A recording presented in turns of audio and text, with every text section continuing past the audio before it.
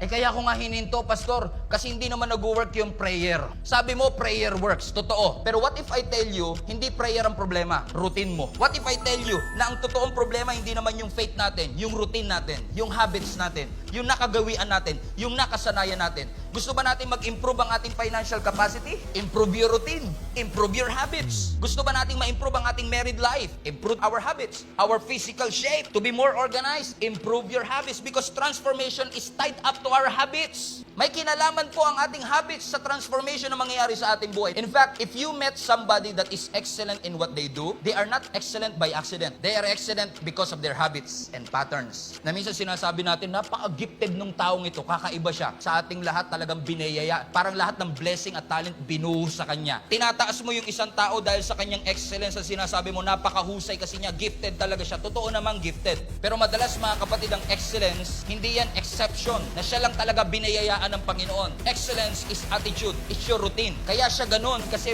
may mga panahong pwedeng tulog tayo pero he's doing his best to improve himself. So it's the habit and routine that made him who he is. So if we, by the grace of God, develop a better pattern, a better habits, a better routine, ito'y makakatulong for us to experience and maximize the transformed life that Jesus bled and died for at the cross for us.